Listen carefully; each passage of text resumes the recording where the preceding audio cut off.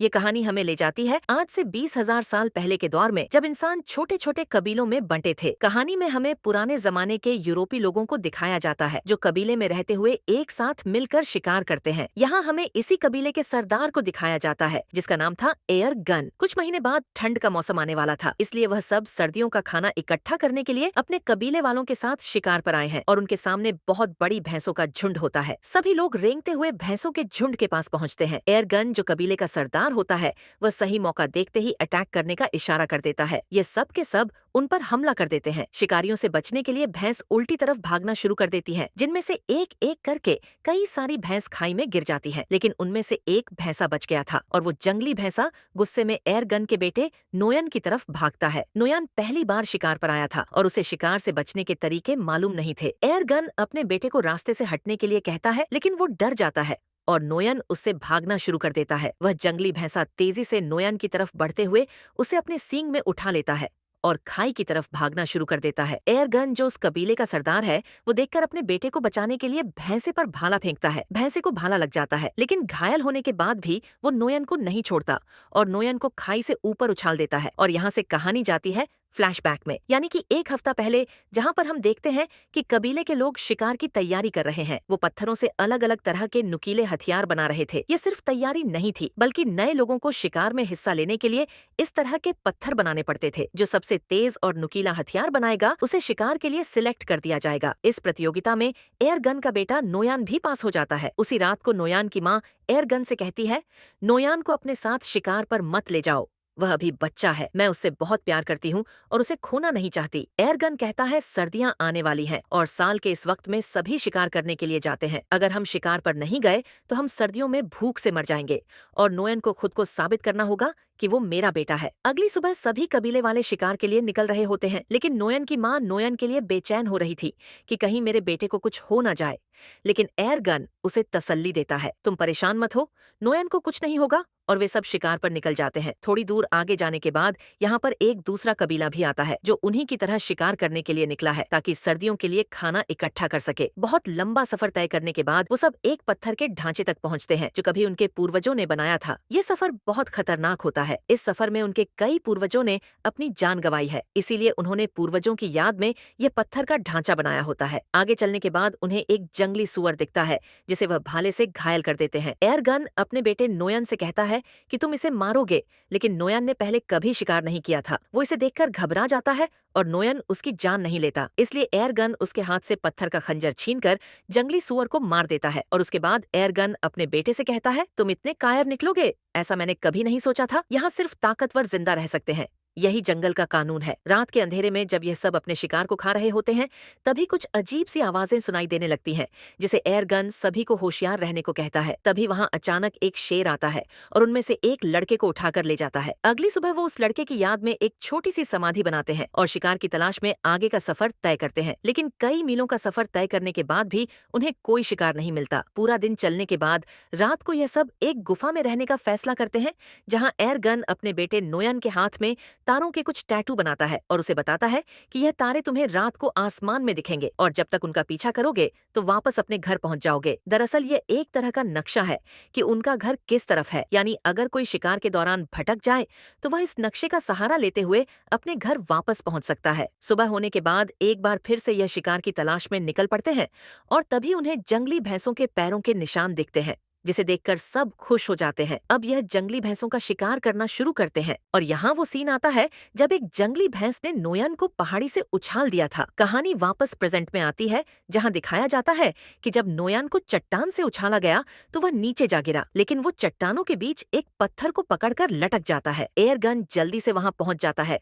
और अपने बेटे से कहता है, हिम्मत मत हारना, मैं तुम्हें बचा लूंगा। लेकिन तभी वह पत्थर टूट जाता है जिसे पकड़कर नोयन लटका हुआ होता है। नोयन चट्टानों से टकराता हुआ नीचे गिरता है और चट्टानों के बीच में बने हुए एक छोटे से रास्ते में जा गिरता है। एयरगन अपने बेटे को बचाने के लिए जाना चाहता है, लेकिन उसके कबीले वाले लोग उसे रोक लेते हैं। वो कहते हैं, अब यहाँ से नीचे जाने का कोई रास्ता नहीं है, तुम्हारा बेटा अब इस दुनिया में नहीं रहा, हम तुम्हें खोना नहीं चाहते, तुम हमारे कबीले के सरदार हो, तुम्हारी जिम्मेदारी है कि तुम हम सबकी हिफाजत करो और हमें वापस घर ले चलो। लेकिन एयर गन किसी की भी बात को मानने को तैयार नहीं था। वो पूरी रात उसी चट्टान के किनारे बैठकर अपने बेटे को आवाजें देता रहता है, लेकिन आखिरकार उसे समझ आ जाता है कि अब मेरा बेटा इस दुनिया में नहीं रहा। और अगली सुबह तक जब उसका बेटा नहीं आता तो उसके तमाम साथी नोयान की याद में वहां एक छोटा सा पत्थर का समाधि बना लेते हैं और अपना किया हुआ शिकार लेकर वापस कबीले की तरफ निकल पड़ते हैं। उनके जाने के कुछ देर बाद नोयन के ऊपर एक गिद्ध आकर बैठ जाता है और चोंच मारना शुरू कर देता है, मगर उससे पहले कि वह उसे खाता, नोयन की आंख खुल जाती है। वो गिद्ध को नीचे फेंक देता है और उसके बाद वह अपने पिता को आवाज देता है, लेकिन उसे कोई भी जवाब नहीं मिलता। इससे पता चल जाता है कि सभी यहाँ से चले गए और अब उसकी कोई मदद नहीं कर सकता। वो हार नहीं मानता और चट्टान पर चढ़ने की कोशिश करता है, लेकिन वो ज्यादा ऊपर चढ़ नहीं पाता। नीचे बहुत गहरी खाई होती है और शायद किस्मत उसे जीने का एक दूसरा मौका देना चाहती है। कुछ ही देर बाद वहाँ तेज बारिश शुरू हो जाती है और बारिश की वजह से नीचे खाई धीरे धीरे नदी में बदलने लगती है। उसे समझ आ जाती है कि अगर उसे जिंदा रहना है तो उसे नीचे खाई में कूदना होगा। और जब नोयन को अंदाजा होता है कि पानी अब गहरा हो गया है, अगर वह छलांग लगा दे तो उसे कोई चोट नहीं आएगी। इसके बाद वो पानी में कूद जाता है, लेकिन पानी में गिरते ही वह बेहोश हो जाता है। अगले दिन जब उसे होश आता है तो वह खुद को दूसरी जगह में पाता है। ऊंचाई से कूदने पर वो बच तो गया था, लेकिन उसके पैर की हड्डी मुड़ गई थी। फिर वो अपने टूटे हुए पैर को लकड़ियों से बांधता है, जिससे वह चलने के काबिल हो जाता है। और फिर वो उस चट्टान के ऊपर पहुंचता है जहां से वो गिरा था। लेकिन वहां पहुंचकर जब वह देखता है कि उनके लोगों ने उसकी समाधि बना दी, जिससे वह रोने लगता है। वह समझ जाता है कि उसके पिता एयरगन और कबीले वालों ने यह यकीन कर लिया था कि नोयन मर चुका है। तभी अचानक उसे आसपास कुछ अजीब आवाजें सुनाई देती हैं और खतरे से बचने के लिए नोयन पेड़ पर चढ़ जाता है, जहां वो पूरी रात एक सूखे पेड़ के ऊपर गुजारता है। अगली सुबह जब वो पानी पीने जाता है तो वह भेड़ियों की एक झुंड को देखता है और वो भेड़िए तेजी से उसकी तरफ बढ़ रहे थे। तभी कुछ भेदिए उस पर हमला कर देते हैं। नोयन वापस पैड्डे की तरफ भागता है, लेकिन एक भेदिया उसका पांव पकड़ लेता है। नोयन चाकू से उस भेदिए पे वार करता है, जिससे वह भेदिया जख्मी होकर नीचे गिर जाता है और नोयन जल्दी से पेड्डे पर चढ़ जाता है। सारी रात भेदिए नीचे उसका इंतजार करते हैं, लेकिन जब सुबह होती है तो सब भेदिए जा चुके होते हैं। सिर्फ वही जख्मी भेदिया वहां पर मौजूद होता है जिसे कल उसने चाकू से मारा था। नोयन सबसे पहले अपने चाकू से अपने लिए एक भाला बनाता है और भेदिए को मारने जाता है, लेकिन जख्मी भेदिए को मारते वक्त उसे रहम आ जाता है और वह उसे मारने का इरादा बदल देता है। इसके बाद वह पहले उसके मुंह को पट्टी से बांध लेता है और फिर उसे उठाकर उस गुफा में ले जाता है जहां वह अपने कबीले के साथ एक रात ठहरा था। अगली सुबह उठकर वह जड़ी बूटी ढूंढने निकल पड़ता है और फिर उन जड़ी बूटियों को पीसकर अपने पैर पर लगाता है। इसी बीच जब वह पानी पी रहा होता है तो वह देखता है कि भेड़िया अपने मुंह पर बंधी रस्सी को खोल चुका है। ये देखकर पहले तो वह घबरा जाता है, लेकिन फिर नोयन आराम से उसे पानी देने जाता है। भेड़िया उसे अपने पास आता देखकर डर जाता है, लेकिन नोयन कहता है, मैं तुम्हें कुछ नहीं कहूंगा, मैं तुम्हारी जान बचाना चाहता हूँ। जिसके बाद भेदिया पानी पी लेता है। अब भेदिये को भी समझ आ जाता है कि मुझे इससे कोई खतरा नहीं है। नोयन ने जो जड़ी बूटी अपने पैर के लिए तैयार की थी वह अब भेदिये के जख्म पर लगा देता है और उसी वक्त नोयन वह कीड़े भी उसे देता है जो वह खुद खाता है। अब आहिस्ता आहिस्ता उन दोनों के बीच एक रिश्ता बनने लगता है। शाम होने से पहले नोयन एक खरगोश का शिकार कर लेता है, क्योंकि उसने कई घंटों से कुछ भी नहीं खाया था। मुश्किल से वह आग जलाकर उस खरगोश को पका लेता है और उसमें से कुछ हिस्सा भेड़िए को भी दे देता है। ये दोनों बुरी तरह से घायल होते हैं, इसीलिए कुछ दिनों तक उसी गुफा में रहते हैं। एक रात नोयान अपने हाथ के टैटू को देखता है जो उसके पिता एयरगन ने बनाए थे और उन सितारों को आसमान में देखता है। वह कहता है, मुझे घर जाना होगा अपने माँ बाप से मिलने, और नोयन भेड़िए से कहता है कि तुम्हें भी अपने झुंड की तरफ लौटना चाहिए। अगली सुबह वह सफर के लिए तैयार हो जाता है। वह भेड़िए से कहता है, तुम भी अपने घर चले जाओ उससे पहले कि बर्फ पड़ने लगे, और वह वहां से निकल पड़ता है। लेकिन वह देखता है कि भेड़िया जिसका नाम उसने अल्फा रखा है वह उसके पीछे पीछे चलता आ रहा है। काफी दूर जाने के बाद भी वह भेड़िया उसका पीछा करता है। नोयन कई बार अल्फा को भगाने की कोशिश करता है, लेकिन वह पीछा नहीं छोड़ता।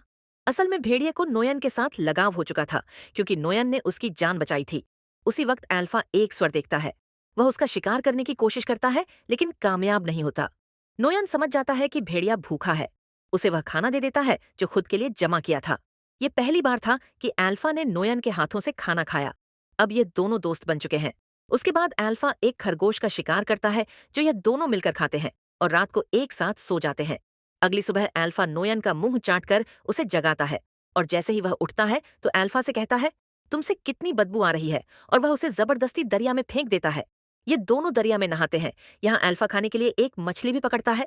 उसके बाद नोयन वापस अपने सफर पर निकल पड़ता है। रात को वह दोनों आग जलाकर बैठे होते हैं, तब अल्फा कुछ महसूस करता है। हम देखते हैं कि वहां कुछ और भेदिए आते हैं। अल्फा उनके पास जाता है। दरअसल ये अल्फा का परिवार है। नोयान समझ जाता है। वह उसे कहता है कि तुम्हें अपने परिवार के साथ जाना चाहिए और भेदिया उनके साथ चला जाता है। अगली सुबह नोयान फिर अपने सफर पर निकल पड़ता है। अब ठंड बढ़ चुकी होती है। चारों तरफ बर्फ बरस रही होती है और नोयन उसी बर्फ में आगे बढ़ता है। तभी दूर से वह देखता है कि कुछ भेड़िए एक मरे हुए शिकार को खा रहे हैं, जिसमें अल्फा भी शामिल होता है। अल्फा को उसके साथी शिकार नहीं खाने देते हैं। नोयन उसे पहचान लेता है और दौड़कर अल्फा के पास जाने लगता है।